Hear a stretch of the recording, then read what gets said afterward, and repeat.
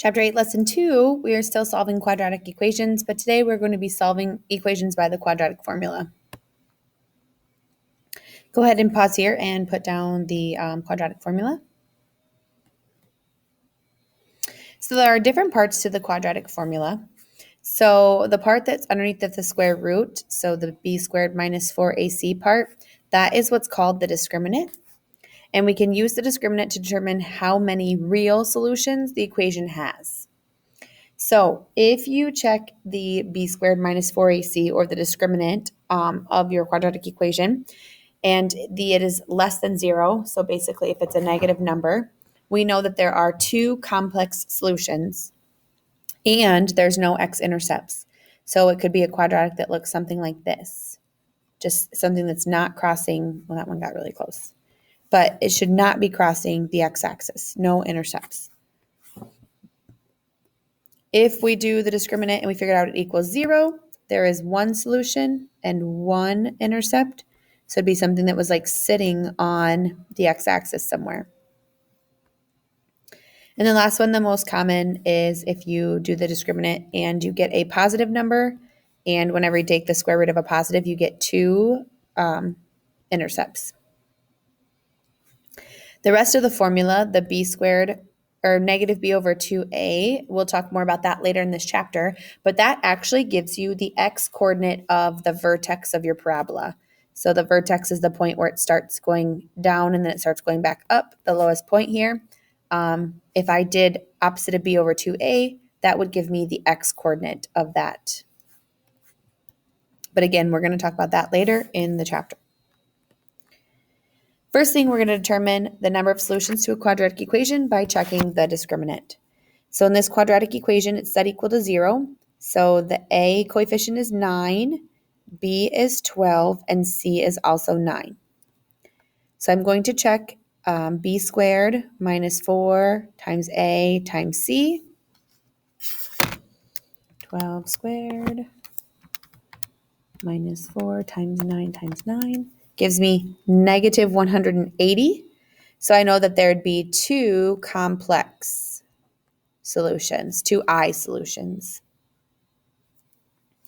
On number 2, A is 2, B is 3, C is negative 7. So B squared minus 4 times A times C. 4 times 2 times negative 7 is positive 65, which there are two real solutions. And something important to notice, I don't have one here, so I'm going to change this problem to make this a negative 8. So if A is 9 and B is negative 8 and C is negative 3, the way your calculators work is that if you don't remember to put your B term in parentheses before you square it, because we know that negative 8 squared should be a positive 64, your calculator will not do that if you forget to put parentheses around it. So whenever you do B squared, you always just put it in as a positive because it's going to end up being a positive because 8 times 8 is positive 64. Also, negative 8 times negative 8 is positive 64. And then finish 4 times A times C. 4 times 9 times negative 3 is 172, which is two real solutions. Okay, so here we're actually going to solve them. So we'll start with number 1. There's no coefficient for the x squared, so A will be 1, B is 11, and C is negative 12. So we're going to set up the whole formula here and then simplify it down, leaving the answers in radicals if we don't get a whole number. So we're going to do the opposite of B plus or minus the square root of B squared, which again is always positive, minus 4 times A times C all over 2A. So simplifying that down, I'm going to do 11 squared minus 4 times 1 times negative 12, which is 169, which is a perfect square. So x plus or minus the square root of 13 over 2. So negative 11 plus 13 over 2 is 1. Negative 11 minus 13 over 2 is negative 12. In this one, A is 5, B is negative 14, and C is negative 3. So the opposite of B would be positive 14, plus or minus the square root of B squared minus 4 times 5 times negative 3, all over 2 times 5. So 14 plus or minus the square root over 10. 14 squared minus 4 times 5 times negative 3 is 256, which is another perfect square. It's 16. 14 plus 16 divided by 10 is 3. 14 minus 16 divided by 10 is negative 1/5. A is 1, B is 2, C is 2.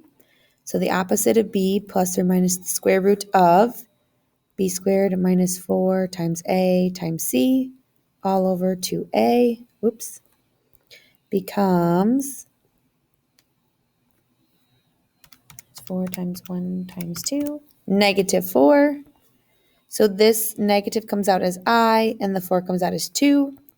So that gives me negative 2 plus or minus 2I over 2. And then this one can reduce to negative 1 plus or minus 1I over 1.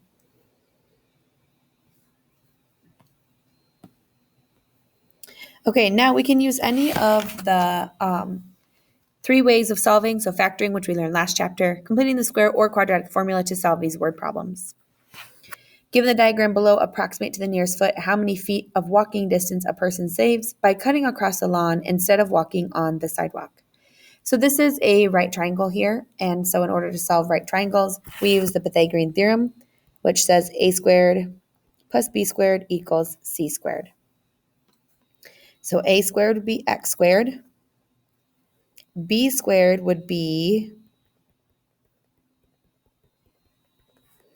x squared plus 20x plus 100, and c squared would be 1600.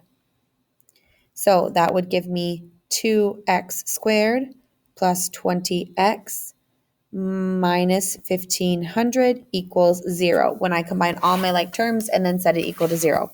So what I did was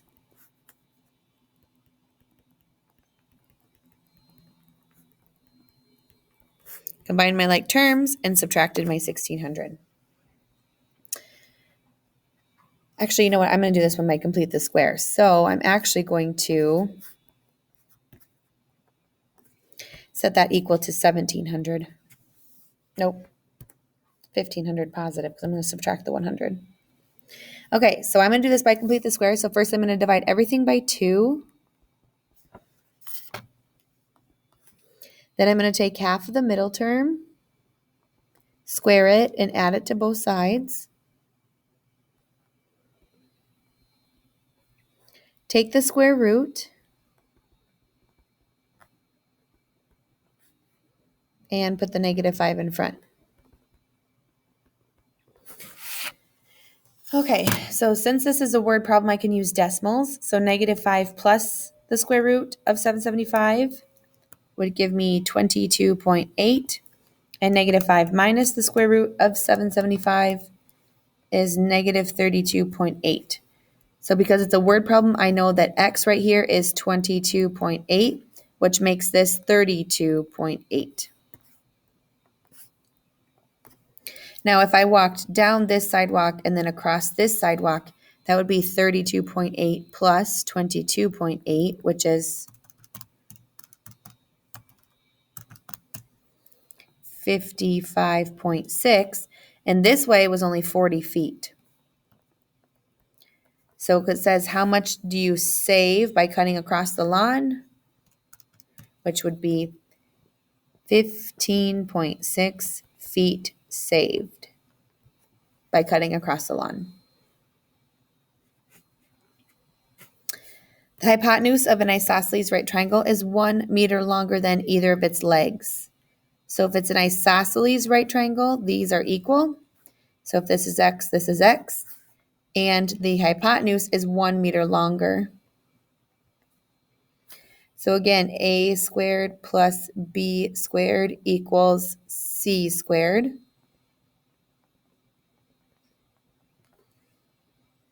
This would give me 2x squared. I'm going to do this one by quadratic formula, so I'm going to subtract.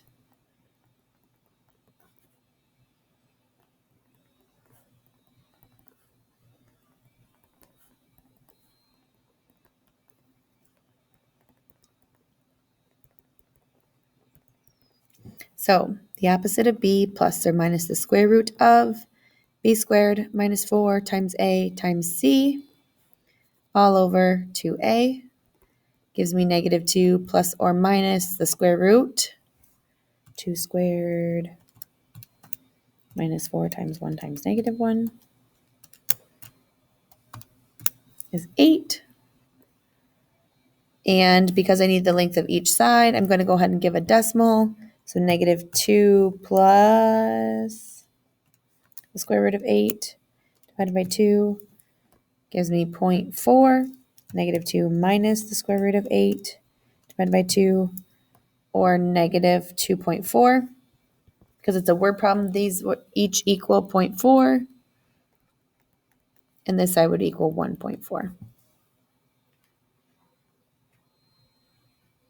An entry in the Peach Festival poster contest must be rectangular and have an area of 1,200. The length must be 20 inches longer than the width. Since we're doing area is length times width. So x times x plus 20. So x squared plus 20x equals 1,200. I'm going to do this one by complete the square. So 1,200 plus 10 squared is 1,300. Take the square root.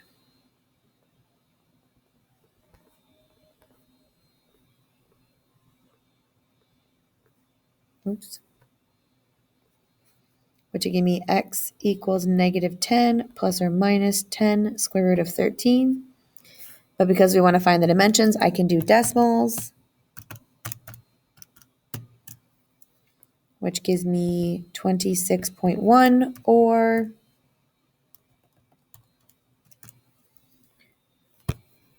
negative 46.1, which is wrong.